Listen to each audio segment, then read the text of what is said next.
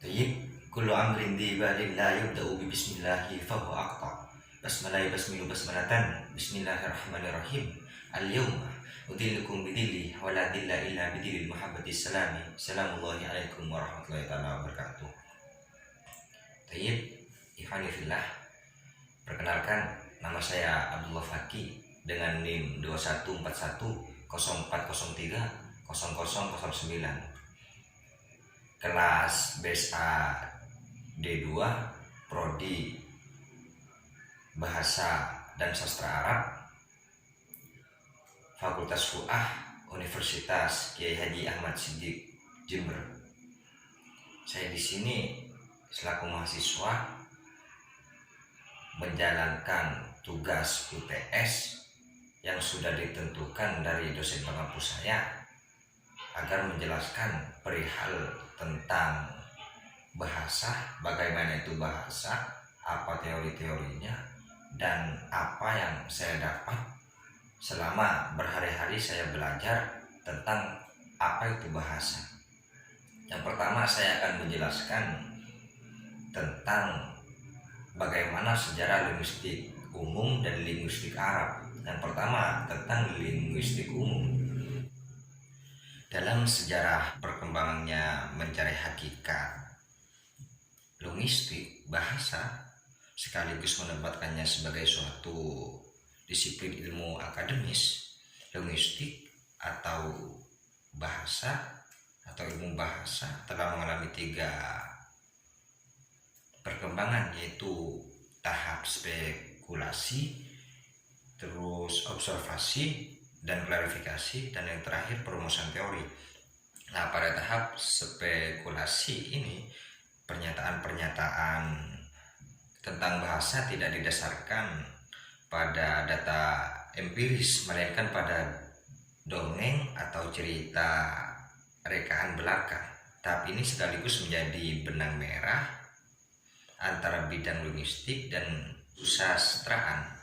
Selanjutnya di tahap observasi dan klarifikasi, pada ahli bahasa mengadakan pengamatan dan penggolongan terhadap bahasa-bahasa yang diselidiki meski belum sampai pada perumusan teori. Pada tahapan berikutnya, yaitu tahapan perumusan teori atau konsep bahasa yang ideal, inilah yang kemudian melahirkan berbagai aliran, paham, pendekatan, dan teknik penyelidikan. Jika dilihat dari pembabakan waktu, perkembangan aliran linguistik dapat dikelompokkan ke dalam 3 rentang waktu, yaitu masa perkembangan awal yang dikenal dengan istilah linguistik tradisional, yang kemudian masa keemasan ditandai dengan lahirnya linguistik struktural, yang kemudian populer dengan istilah linguistik modern, dan masa sesudahnya sebagai perkembangan dari linguistik struktural. Dan sejarah linguistik Arab itu muncul pada awal perkembangan Islam. Linguistik maksud adalah ilmu tata bahasa Arab yang kemudian dikenal dengan ilmu nahwu.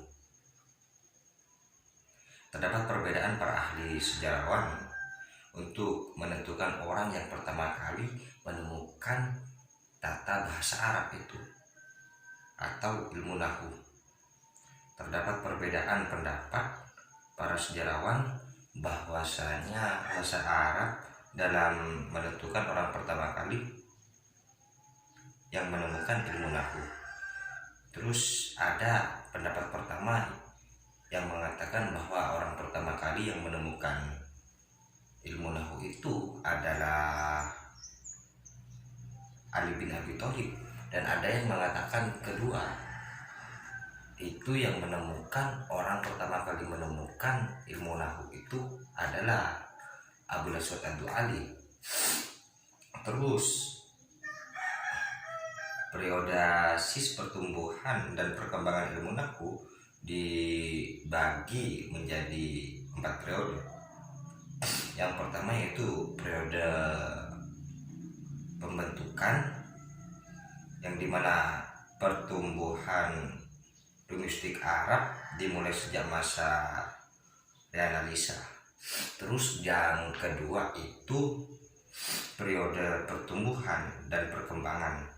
Nah, periode ini dimulai sejak akhir masa Khalil bin Ahmad sampai pada masa-masa awal Al-Mazani dan Al-Sikiti. Terus yang ketiga yaitu periode kejayaan. Periode kejayaan disebut sebagai periode kejayaan karena keseriusan para linguistik Arab untuk menulis berbagai judul yang terkait dengan nahwu demikian pekat. Dan yang terakhir itu periode reformasi dan reformulasi, yaitu yang dimaksud dengan reformasi atau reformulasi di sini adalah materi munculnya pemikiran dan upaya dari para linguis Arab untuk memformat kembali materi nahwu dan pembahasan supaya lebih mudah dipelajari. Nah, di sini masuk kepada pembahasan berikutnya yaitu tentang definisi bahasa atau lughah. Di sini didefinisikan bahasa atau lughah menurut bahasa ini adalah berawal dari kata laghawilu yang sewazan dengan da'ayatu dan sewazan dengan fa'ah yang berarti ucapan. Itu yang dinamakan bahasa. Segala sesuatu yang diucapkan dari mulut kita itu adalah bahasa. Pengibaratan, penyampaian itu adalah bahasa. Terus secara etimologi bahasa menurut Ibnu Juni, bahasa itu adalah aswatun yu'abbiru biha kullu qaumin an aqradihim. Bahasa itu adalah aswat, adalah suara, adalah bunyi. Yu'abbiru biha kullu qaumin an aqradihim, bunyi yang diungkapkan oleh suatu kelompok akan apa yang dimaksud oleh mereka. Itu adalah bahasa menurut Ibnu Juni. Dan ada lain yaitu Al-Junani juga mengatakan bahwa daratan bahasa ini adalah ma yu'abbiru biha kullu qaumin an aqradihim. Ma adalah sesuatu, bahasa itu adalah sesuatu, yu'abbiru biha yang diungkapkan, qaumin dari setiap kelompok dari manusia, an aqradihim akan apa yang dimaksud oleh mereka. Jadi dari kesimpulan di atas, dari pengertian di atas dapat menyimpulkan bahwasanya bahasa itu sendiri adalah bunyi yang keluar dari mulut kita yang diungkapkan kepada orang lain akan apa yang akan kita maksud. Seperti halnya kita akan menunjukkan bahwa di dalam buku ini terdapat banyak tulisan. Nah, ini yang disebut dengan bahasa. Saya mengatakan kepada Anda bahwa di dalam buku ini ada banyak tulisan, itu yang disebut dengan bahasa. Segala sesuatu yang keluar dari mulut kita, entah itu suara apapun, dan saya sampaikan kepada kalian dan kalian memahami apa yang saya sampaikan, itulah yang disebut bahasa. Diibaratkan bahasa itu adalah alat bagaimana kita berintisol, bagaimana kita saling memahami apa maksud saya dan apa maksud kalian. Itulah yang disebut bahasa. Nah, terus kita beranjak kepada karakteristik bahasa. Bahasa itu mempunyai karakteristik yang saya pelajari tentang bahasa itu ada 8 karakteristik, yaitu yang pertama, bahasa adalah sistem lambang yang berbentuk bunyi. Nah, di sini dijelaskan oleh Abdul Khair bahwa bahasa itu sendiri adalah sistem, yang artinya bahasa dibentuk oleh sejumlah komponen-komponen yang berpola tetap. Misalkan contoh di dalam bahasa Arab nih, seperti contoh kataba titik-titik ar-risalah titik-titik alkitabah. Nah, ini yang disebut dengan sistem lambang yang berbentuk bunyi kayak gitu. Sekalipun kalimatnya tidak lengkap, tapi susunannya ini bersistem. Dan sebaliknya seperti kalimat ar-risalah, at-tilmid, kataba, alkitabah, fi, kan ini bukan kalimat yang bersistem di dalam bahasa Arab, ya bahkan tidak nyambung kalimat ini kayak gitu. Di dalam bahasa Arab itu disebut dengan ghawaid. Nah, terus yang kedua itu tentang karakteristik bahasa itu unik lah kayak gitu. Nah, seperti contoh di dalam kita tahu sendiri bahwasanya suatu bahasa memiliki keunikan sendiri daripada bahasa lain. Setiap bahasa memiliki keunikan sendiri di antara bahasa-bahasa lain. Contohnya di dalam bahasa Arab itu yang dikenal dengan istilah i'rab kayak gitu. Terus tentang karakteristik yang ketiga itu bahasa itu universal. Lah, kok bisa universal sih? Lah, kayak gini. Di sebuah bahasa itu terdapat persamaan kayak gitu. Tadi kan dijelaskan bahasa unik karena ada perbedaan antara bahasa dengan bahasa yang lain kayak gitu. Sekarang ini persamaan lah, munculnya persamaan itu yang disebut dengan universal. Terus contohnya pada bahasa Arab seperti contoh kalimat dalam jumlah. Terus kalau di bahasa Indonesia itu tentang kalimat di dalam klausa, itu yang disebut dengan universal. Terus yang keempat itu adalah bahasa itu arbitrer, mana suka. Nah, yang disebut mana suka ini gimana sih? Bahasa itu berkesewenangan untuk mengimbangi lambang dan yang dilambangin. Seperti contohnya kitabun. Kitabun ini bermakna lembaran kertas yang bercetak dan yang berjilid.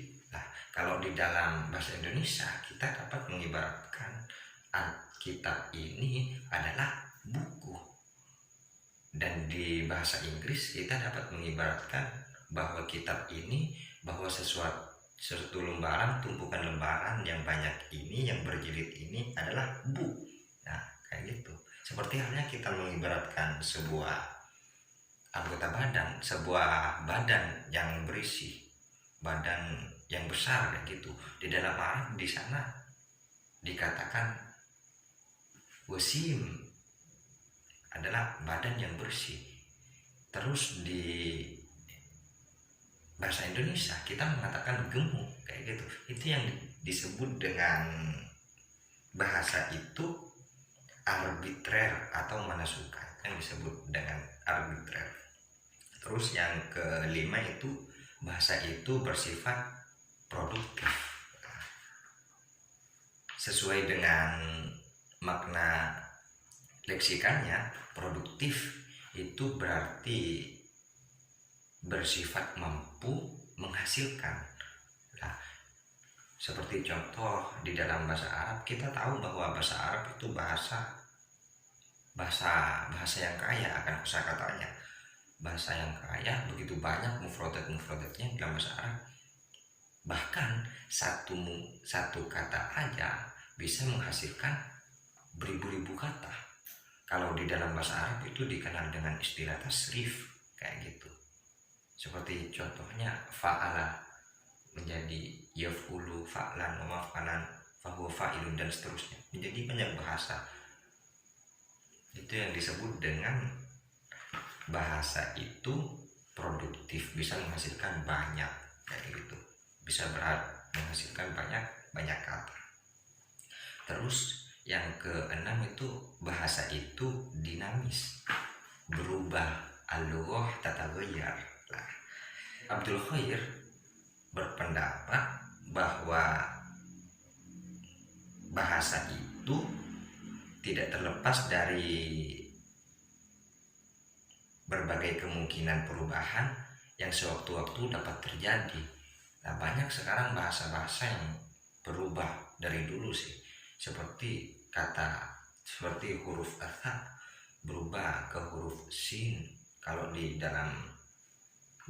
bahasa Arab gitu. Yang awalnya katanya asaurah menjadi syauroh, menjadi sin kayak gitu. Itu yang disebut dengan bahasa dinamis. Al-lughah tataghayyar, bahasa itu berubah. Terus yang ke-7 itu adalah bahasa itu beragam. Nah, kita tahu sendirilah, nggak usah memandang ke bahasa lain. Di bahasa kita sendiri, bahasa Indonesia, banyak beragam-ragam bahasa. Seperti halnya kamu, ada yang mengatakan juga Anda, ada yang mengatakan juga elu, dan lain sebagainya kayak gitu. Itu yang dimaksud dengan bahasa itu beragam. Terus yang terakhir, bahasa itu manusiawi. Yang disebut bahasa itu manusiawi, hanya manusia yang dapat berbahasa. Nah, dan hewan tidak dapat berbahasa. Bukan berarti hewan tidak ada bahasanya, akan tapi yang dibahas di sini bahasa antara kita, antara manusia, bahasa yang bersistem dan yang bermakna kayak gitu. Itu yang disebut dengan bahasa itu manusiawi. Mengenai asal mula bahasa tidak dapat ditentukan secara pasti, karena bahasa tidak diciptakan oleh seseorang atau sekelompok orang. Siapa yang menciptakan bahasa itu, tidak seorang pun yang tahu dengan pasti dan tidak dapat ditelusuri kejelasannya. Membahas tentang asal-usul bahasa, alih-alih menyimpulkan kapan bahasa pertama kali digunakan oleh manusia, para ahli bahasa justru sepakat bahwa tidak seorang pun mengetahui secara pasti kapan bahasa awal mula ada, di mana, bagaimana, siapa yang membuat, dan siapa yang mengawalinya. Ungkapan yang lazim keberadaan manusia, dengan demikian sejarah bahasa berlangsung sepanjang sejarah manusia. Ada sedikit informasi dari para peneliti yang menyebutkan bahwa bahasa muncul pertama kali lebih 3000 SM. Ini pun dianggap kesimpulan yang spekulatif dan tanpa bukti yang kuat. Berbeda dengan aliran-aliran primitif para filsuf Yunani kuno seperti Pitagoras, Plato, dan kaum Stoika berpendapat bahwa bahasa muncul karena keharusan batin atau karena hukum alam. Disebut keharusan batin karena hakikatnya adalah perwujudan atau ekspresi dunia batin penggunanya. Lihat saja bagaimana bahasa seseorang ketika sedang marah, bahagia, gelisah, dan sebagainya. Semuanya tergambar dalam bahasa yang diucapkan. Pendapat yang cukup masuk akal dan menjadi dasar pemahaman orang tentang makna bahasa sampai saat ini muncul dari filsuf seperti Demokritus, Aristoteles, dan kaum Epikureja yang mengatakan bahwa bahasa adalah hasil persetujuan dan perjanjian antara anggota masyarakat, sebab sifat dasar manusia adalah keinginannya berinteraksi dengan orang lain untuk memenuhi kebutuhan-kebutuhan hidupnya. Untuk itu mereka memerlukan sarana atau alat komunikasi. Dr. Jacob mengemukakan bahwa bahasa berkembang dari sistem tertutup menuju sistem terbuka dari 2 juta tahun yang lalu, tetapi baru dianggap sampai protolingual antara 100.000 hingga 40.000 tahun yang lalu. Perkembangan pesat terjadi ketika zaman pertanian mulai berkembang di bumi. Dari jangka waktu tersebut hingga sekarang, teori asal-usul bahasa dikelompokkan menjadi 2 fase. Fase pertama yaitu fase yang berkembang sebelum abad ke-18 yang disebut fase kedewaan. Fase ini dipengaruhi oleh kebudayaan primitif dan manusia lebih banyak meyakini keterlibatan Tuhan, dewa, nabi, dan sejenisnya dalam perkembangan bahasa. Dengan dasar kepercayaan seperti itu, maka asal-usul bahasa selalu dikaitkan dengan hal-hal yang bersifat gaib dan terkadang tidak masuk akal menurut pola pikir manusia modern. Fase kedua adalah fase organis yang dimulai pada akhir abad ke-18. Teori asal-usul bahasa yang muncul pada fase ini didasarkan pada pola berpikir logis dengan mendasarkan diri pada pengamatan. Pada fase organis ini muncul beberapa teori bahasa. Nah, terkait dengan teori bahasa, ada dua ilmuwan, yaitu dari ilmuwan Barat dan ilmuwan Arab. Ada beberapa teori, yaitu yang menurut ilmuwan Barat ada 7 teori, yaitu yang pertama teori tekanan sosial, terus yang kedua teori egoik, yang ketiga teori interjeksi, keempat teori nativisti, yang kelima teori Yoheho, yang keenam teori isyarat, yang ketujuh dan yang terakhir itu teori permainan vokal. Terus kalau menurut ilmuwan Arab ada 4 teori, yaitu yang pertama teori at-taufiq wal ilham, terus yang kedua teori at-tawaddu wal istilah, yang ketiga teori jam'u baina at-tauqif wal istilah, terus yang terakhir itu teori at-taqlid wa muhakkad. Dan terus selama saya belajar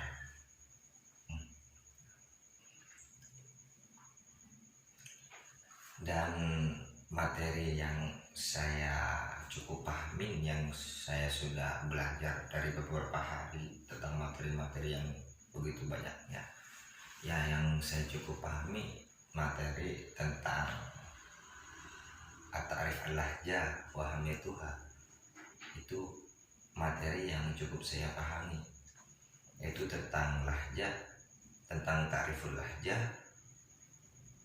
Tentang ta'riful lahjah sendiri, yaitu al-lahjah fi istilahil ami al-hadis hiya majmu'ah anis sifatil lughawiyah tantami ila bi'atil khassah wa yastariku fi hadhihi sifah jami'u ifrati hadhil bi'ah.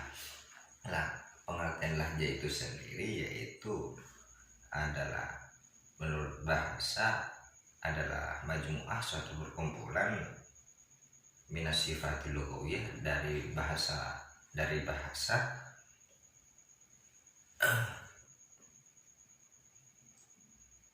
tanatama ila bi'atil khos, yang terdapat di suatu lingkungan yang khusus kayak gitu.